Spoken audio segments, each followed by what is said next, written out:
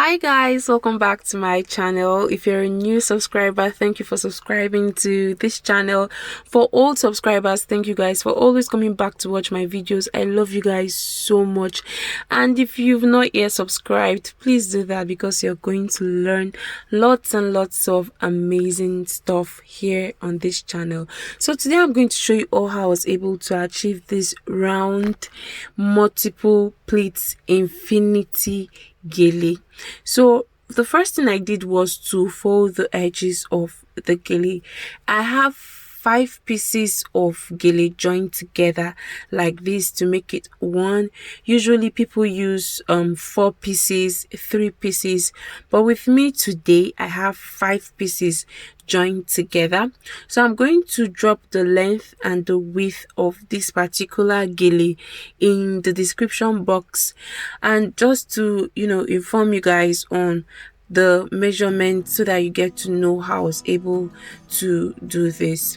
So after folding the edges of the gele at the front, all I did next was to make pleats. So I made about 6 pleats on the base gele, the way you can see me do in this video. So after making my pleats, all I did was to trace the pleats down towards our neck area on the right hand side and also on the left hand side. So the rule for this gele tutorial today is 70-30. So one hand of the gele has to really be longer than the other hand of the gele. So one hand will be short and the other hand will be long. So coming to the back of the her head, I'm going to place the short part of the gele on top like this, and then the long part of the gele under.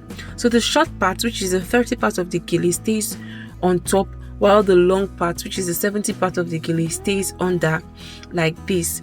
So I'm just going to come over to the front and arrange the pleats properly to make sure that it is properly laid. So this is going to be a really detailed tutorial, and it is beginner friendly for all those who do not know how to tie gele at all. If you're a makeup artist, this video is very important, and this video is for you. If you don't know how to tie gele at all, this video is for you. Just save it and you're going to learn. So this is the long part of the gele, which is the 70 part of the gele. I'm just going to place it on you can place it on the second to the last pleat of the base gele, or the last pleat of the base gele. So at this point, when you bring the long hand of the gele to the front like this, all you have to do next is to start placing the pleats on top of each other. So initially, when I made the base gele, the 6 pleats that we made before making the exchange at the back and then bringing the long hand of the gele to the front. So for the base gele, what I did was I made every pleat, so each pleat I made them behind each other. You have to place them behind each other. But when you bring the long part of the gele to the front like this, you need to place them on top of each other. And when you place them on top of each other, this is where you can now get that very round and beautiful formation. It is very easy. So I'm placing them on top of each other one by one until it forms that round formation, until it gives me that round formation. But for the base, place them behind each other. And you also have to make sure that the base of the gele is on top her ears. The way you can see it in this video, it has to be on top her ears, so that when you finish tying the gele, everything will not just unravel or fall off, and the gele has to really be firm. So like I say, this is going to be really detailed, so please stay tuned and also enjoy every bit of this. So while I make the pleats, what I do is I make from her neck. Do not forget, this is really important. You make sure that you arrange the pleats from her neck area towards the middle of her head. So initially, for the base gele, what made me to trace the pleats on the left hand side of her face and also on the right hand side is so that when I bring the long hand of the gele to the front, it will be very easy for me to get my pleats the way you can see me do right now. So it's important that you trace your pleats properly for on the left hand side and also on the right hand side. That is when you place the gele on her head and you make your pleats on the base gele. I hope that that is understood, guys. So right now I'm just making the pleats and I'm placing them on top of each other. So you need to make sure that you pick the pleats from the neck area, that is behind her ear, like that, and then to the middle of her head. So you pick from her neck area to the middle of her head. You keep doing that until you reach the top or the tip or the end of the gele, whichever case it may be. So you keep doing that, keep picking one by one until you reach the end of the gele. That is until you reach the length of the gele right there. So all I'm doing is just to pick the pleats. You need to make sure, especially if this gele is going to be for a bride, you need to make sure that your pleats are properly laid. You just need to make sure that the space is in between every pleat. You can see the way I am picking it. So the space in between each pleat should be equal. So yeah, if you are making pleats from the left hand side of her neck, if you take it to the middle of her head, the space on the left hand side should be equal with the space at the middle of her head, and then the space at the middle of her head should be equal with the space on the other side of her neck, so that you have it even at the end of the day. So you need to make sure that you pick and then you place on top of each other. So if my gele were to be bigger than this, let's say if I had 8 pieces of ashoke cut and then joined together, it will definitely give me a bigger gele, a bigger result at the end of the day. What I mean is my round gele would be so big. So if you are working with a smaller gele, you definitely know that you're going to have a very small result. Your pleats will be small because you'll be confined to making the pleats with the available material or ashoke that you have right there. You'll be constrained to making the pleats regarding the ashoke that you have right there with you. So I'm just going to keep making the pleats until I reach the end of the ashoke. So while you do the pleats, you need to make sure that you're arranging. That is actually where the beauty of this is. And if you're trying this for the first time and you do not get it, please do not give up. Practice makes perfect. Like, I've been tying gele for years upon years, so you should know how it is already. So if you don't get it the first time, just keep practicing. You would definitely get it. So I cannot at this point count how many pleats that I have made, but let's just assume that the pleats that I have laid right now, they are about 20 on facing this video right now. I'm just going to say on the left hand side of her face. So the pleats that I've made on the left hand side of her face, let's just assume that they are 20.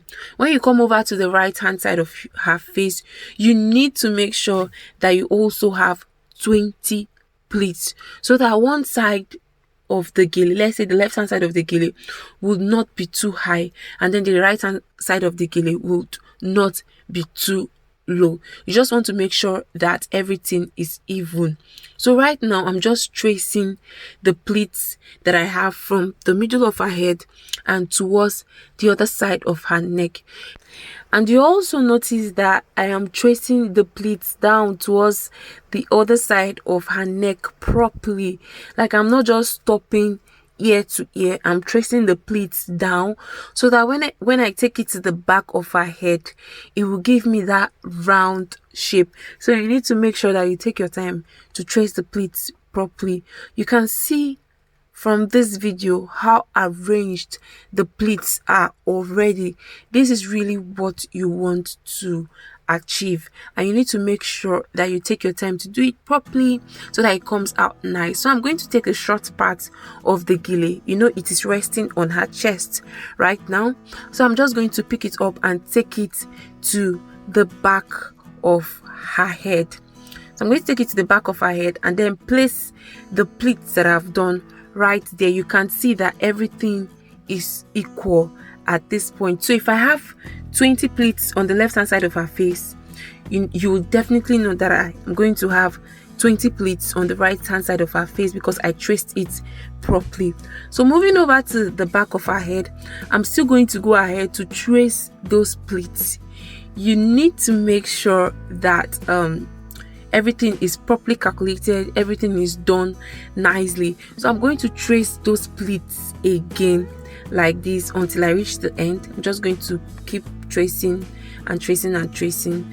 So you can see already that I told her to hold the pleat so that it will be secured and so that it doesn't fall off. So your client needs to help you at every point where you feel is necessary. So I'm going to pick up a rubber band right now, and then I'm just going to hold the pleats that I've done firmly and then knot that part of the ashoke with the rubber band, and I'm just going to knot it 2 times like this so that when I knot the gele at the back, the pleats that I have made will not unravel. So at this point, ask your model to place her hand at the middle of her head so that the gele does not fall. And so right now I'm just going to place my hand in between. I'm just going to divide that right there, the ashoke right there. I'm going to place my hand in between the long hand side of the ashoke and then also the short hand side, and I'm just going to knot.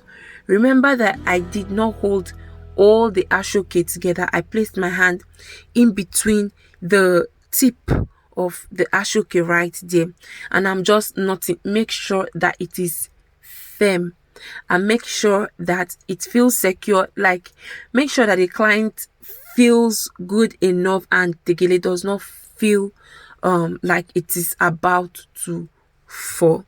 So I'm just going to knot it for the second time and then move over to the front of the gele again. So right now I am just adjusting. So at this point I'm just going to pull the other side of the gele so that it looks fuller, so that it doesn't look too small, so that it looks full like this. You could actually keep pulling until you have something fuller than what I have made. I was okay with what I had at this point. You can see how firm and how properly laid, aligned everything looks. So right now I'm just going to push her hair inside the ashoke like this, inside the gele like this, just to cover up that area. Some clients would actually tell you to open the back of the gele or to close it. It all depends on what you want or what the client actually wants. Some will tell you that you can do whatever. So me, I actually do prefer closing the back of the gele because it looks neater that way. So I'm just going to use pins to secure. If you notice, we have not used pins at all since we started this video until this moment. So I'm just going to use pins to secure the back of the gele like this, and once you're done, this is it. If you're able to arrive at this point, then you are good to go. Thank you guys so much for watching this video. I do hope that it has been helpful. If it has, please don't forget to hit the subscribe button, like, share, and also comment in the comment section, guys. If you've not turned on your notification buttons, please do that so that each time I post, you'll be the first to know. I actually enjoyed every bit of this video. It was nice. She was calm throughout and it came out really nice, and it didn't take more than 30 minutes achieving this because I was teaching my students. She came in as a model, so I was just teaching my students how to tie gele. And just to chip in, this makeup was done by my student after several hours. She's actually still learning anyways. Thank you all so much for watching. I'll see you in my next video. Bye.